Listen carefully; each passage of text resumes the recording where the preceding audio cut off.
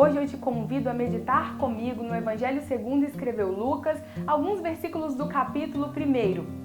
Eu quero falar com você hoje sobre João Batista. João Batista era primo de Jesus, foi o bebezinho que saudou Jesus no ventre. Claro que o Espírito Santo já atuava sobre João Batista desde o ventre. A Bíblia não dá muitas informações sobre a infância de João Batista, adolescência e juventude, assim também como não dá muitas informações sobre a pessoa de Jesus.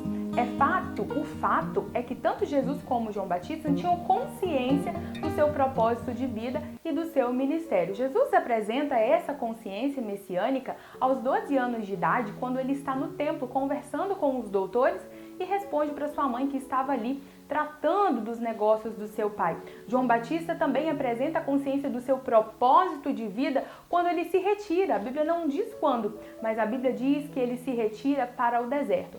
Veja o que o Evangelho de Lucas nos diz. No capítulo 1, versículo 80, diz assim: E o menino crescia e se robustecia em espírito, e esteve nos desertos até o dia em que havia de mostrar-se a Israel. João tinha a consciência de que existia um tempo determinado para o início do seu ministério. Enquanto isso, ele se preparava. Mas o interessante é que João não se preparava em nenhuma escola rabínica. João não se preparava nas sinagogas.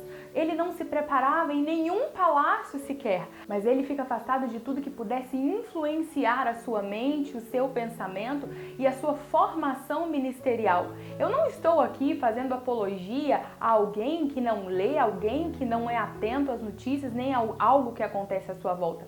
Acontece que o sistema religioso da época de João Batista era altamente corrompido e João sabia exatamente qual era o seu propósito. E ele não podia se misturar, porque senão o seu propósito iria se desvencilhar do propósito de Deus. Por orientação do Espírito Santo, João agora se recolhe. Veja bem o que a Bíblia ainda nos diz em outro evangelho. Em Mateus, capítulo 3, versículo 4, ela nos dá uma informação sobre a vida de João Batista. Diz assim a palavra: E este João tinha sua veste de pelos de camelo e um cinto de couro em torno de seus lombos, e alimentava-se de gafanhotos e de mel silvestres. Mateus 3, 4.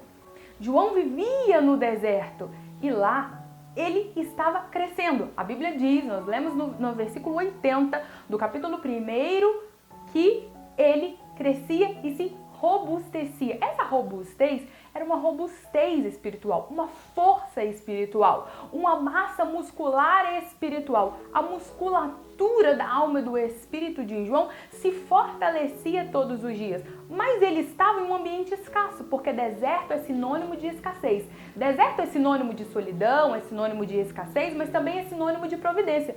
Veja como eram as vestes de João. Não eram vestes convencionais da época. Ele se vestia de pelos de camelo. Era aquilo que tinha disponível para ele. Ele tinha um cinto de couro que prendia firme as suas vestes. Isso queria dizer que João não se embaraçava com nada. Outra coisa, ele se alimentava de gafanhotos e de mel silvestres. De toda a providência que existia no deserto, ele se alimentava sem reclamar. Mesmo que as vestes e a comida, o alimento de João não fosse um alimento convencional, ele estava ali se condicionando à providência e à provisão de Deus no deserto. Ele estava ali sem ser influenciado por meios externos, deixando que somente Deus moldasse o seu caráter, moldasse a sua visão. Ele estava simplesmente disponível apenas para Deus e ele estava se alimentando dos recursos que Deus mandava. Às vezes, Deus permite que diversos tipos de escassez nos rodeiem. Muitas pessoas sofrem de diversos tipos de escassez. São colocadas por Deus em alguns desertos da vida. Veja Ana, por exemplo, Deus havia cerrado a madre de Ana. Ela não podia ter filhos. Ela vivia, num certo tempo da sua vida, em uma escassez de ventre, uma escassez de frutos, uma escassez de filhos. José, quando estava na prisão, vivia também de uma escassez de família. Ele estava numa solidão e num intenso sofrimento. Agar, quando foi despedida por Abraão e foi andando errante pelo deserto, ela tinha escassez de pão e água. Mas o que acontecia com essas pessoas? Deus permitiu a escassez simplesmente por castigo? Simplesmente porque Deus tem o prazer de ver alguém isolado, de ver alguém estéril de ver alguém sem recursos financeiros, sem pão, sem água, sem afetividade, sem se relacionar com o outro. Não! A robustez espiritual é gerada na escassez. Para nós ficarmos robustos fisicamente, é totalmente ao contrário. Nós temos que comer mais, nós temos que ter acesso a mais alimentos, a mais recursos, a mais comida. Mas no reino de Deus as coisas funcionam exatamente diferente. É na escassez que Ele vai te fortalecendo. Você vai se dando conta do tamanho da sua miséria humana.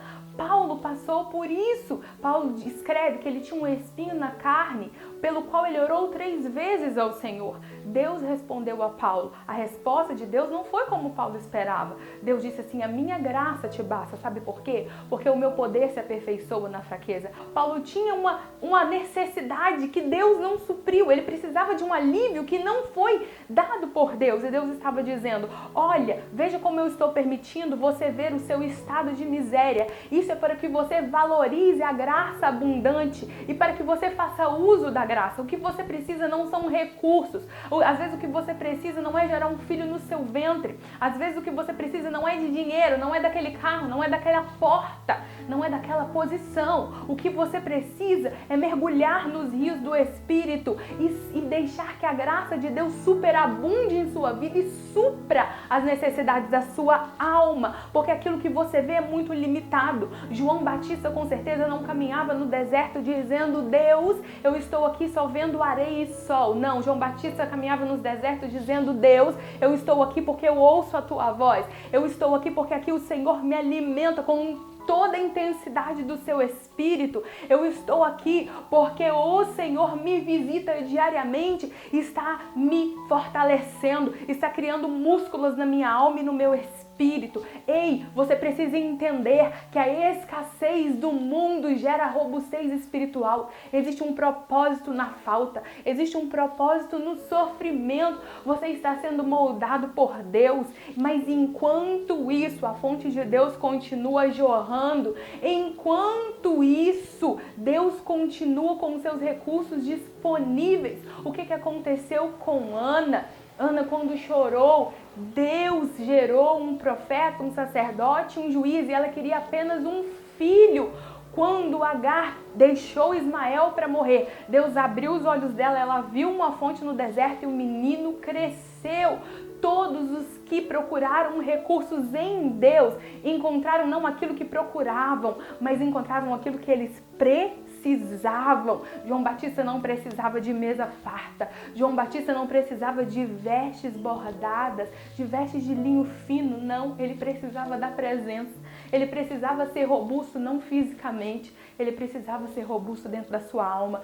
Isso é questão de sobrevivência. O seu carro, a sua casa, às vezes um ente querido, ter um casamento, isso tudo é bom, é lindo, Deus dá, mas não é questão de sobrevivência. A questão da nossa sobrevivência é a presença. A questão da nossa sobrevivência é ser robustos espiritualmente. Davi era o menor da casa, mas seu espírito era robusto em Deus. E ele não se fortaleceu no centro de treinamento de soldados do rei Saul. Ele se fortaleceu lá no campo com as ovelhas. Se fortaleça em Deus. Pare de reclamar. Pare de murmurar, mas veja a fonte disponível da graça, da misericórdia jorrando sobre a sua vida. Que Deus te abençoe e que essa palavra possa achar espaço no seu coração e que essa pequena semente se torne uma grande árvore frutífera, em nome de Jesus.